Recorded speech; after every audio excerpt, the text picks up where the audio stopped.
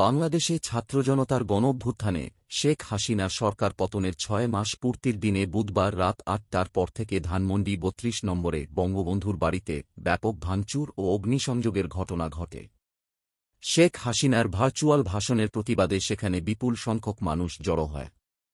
সময় বাড়ার সঙ্গে সঙ্গে জনতার ভিড়ও বাড়তে থাকে। এক পর্যায়ে জনতা গেট ভেঙে ভেতরে ঢুকে পড়ে এবং লাঠিসোঁটা ও শাবল দিয়ে বাড়ির বিভিন্ন অংশে ভাঙচুর চালায়। কেউ কেউ দেয়াল ভাঙার চেষ্টা করেন, জানালার গ্রিল, কাঠ, ফটকের অংশ খুলে নিয়ে যান। বিক্ষোভকারীদের মুখে নারায়ে তাকবীর, জিয়ার সৈনিক এক হো লড়াই কর, জনে জনে খবর দে, মুজিববাদের কবর দে এমন স্লোগান শোনা যায়। বিক্ষোভের মধ্যে অনেক দর্শকও ছিল, যারা বাড়ির সামনের পরিস্থিতি দেখছিলেন, মোবাইলে ছবি তুলছিলেন বা ভিডিও করছিলেন। ৫ই আগস্ট শেখ হাসিনার পতনের দিন এই বাড়িতে আগুন দেওয়া হয়েছিল। এবারও ভাঙচুরের পর ভেতরে পোড়ার মতো যা কিছু ছিল তাতে আগুন দেওয়া হয়। বাড়ির পাশের একটি ভবনেও আগুন লাগে। কর্মসূচিতে যোগ দেওয়া একজন বলেন, বুলডোজার দিয়ে আমরা আজ স্বৈরাচারের চিহ্ন মুছে দেব। রাত 11:15টার দিকে বিক্ষোভের মধ্যে সেখানে একটি ক্রেন পৌঁছায়। মানুষের উল্লাসধ্বনির মধ্যে সেটি মূল সড়ক থেকে ৩২ নম্বরের সড়কে ঢোকে। ক্রেনে উঠে অনেকে স্লোগান দিতে থাকেন। কিছুক্ষণ পর আসে একটি এক্সক্যাভেটর।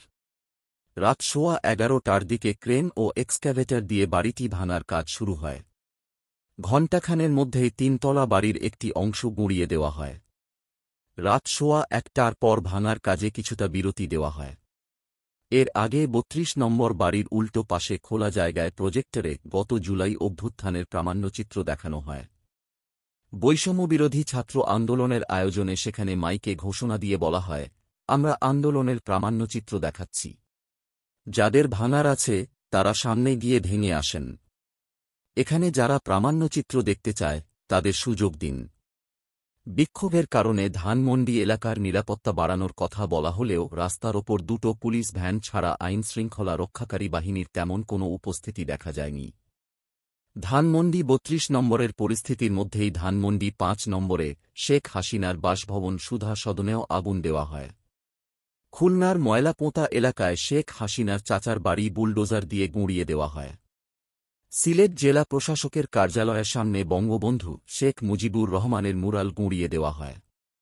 একই সময়ে কুষ্টিয়া শহরে আওয়ামী লীগের যুগ্ম সাধারণ সম্পাদক মাহবুবুল আলম হানিফের বাড়িও বুলডোজার দিয়ে গুঁড়িয়ে দেওয়া হয়। নাটোরে সাবেক এমপি শফিকুল ইসলাম শিমুলের বাড়িতে ভাঙচুর চালিয়ে আগুন দেওয়া হয়। যশোরে একদল যুবক প্রথমে শহরের মুক্তিযোদ্ধা কমপ্লেক্সে শেখ মুজিবুর রহমানের মুরাল ভাঙচুর করে। এরপর তারা জেলা পরিষদ চত্বরে মুরাল ও পতিত সরকারের সময় নির্মিত পুরাতন কসবার কেন্দ্রীয় শহীদ মিনারে উদ্বোধক হিসেবে থাকা শেখ হাসিনার নাম ফলক ভেঙে ফেলে। রাজশাহী বিশ্ববিদ্যালয়ের বঙ্গবন্ধু শেখ মুজিব হল, ফজিলাতুন্নেছা মুজিব হল, নির্মাণাধীন শেখ হাসিনা হল ও কামারুজ্জামান হলের নাম ফলক ভেঙে নতুন নাম দেওয়া হয়। খুলনা বিশ্ববিদ্যালয়ে বঙ্গবন্ধুর প্রতিকৃতি এবং জাহাঙ্গীরনগর বিশ্ববিদ্যালয়ে বঙ্গবন্ধুর মুরাল ভেঙে ফেলা হয়। শেখ হাসিনার দেশত্যাগের ৬ মাস পূর্তির দিনে বুধবার রাতে আওয়ামী লীগের ফেসবুক পেজে ভার্চুয়াল এক অনুষ্ঠানে বক্তব্য দেন দলের সভাপতি শেখ হাসিনা। বাংলাদেশের স্বাধীনতা সংগ্রামে আওয়ামী লীগের ভূমিকা এবং গত ১৫ বছরে আওয়ামী লীগ সরকারের সময়ে উন্নয়নের ফিরিস্তি তুলে ধরার পাশাপাশি ৩২ নম্বরের বাড়ি ভাঙচুরের ঘটনাতেও কথা বলেন তিনি। শেখ হাসিনা বলেন, দেশের স্বাধীনতা কয়েকজন বুলডোজার দিয়ে ভেঙে ফেলবে, এই শক্তি তাদের হয়নি।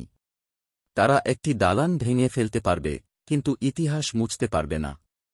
ইতিহাস কিন্তু প্রতিশোধ নেয়। তিনি আরও বলেন, যারা ওই বাড়িতে ভাঙচুর করছে তারা হীনমন্যতার পরিচয় দিচ্ছে। বাড়িটার কি অপরাধ?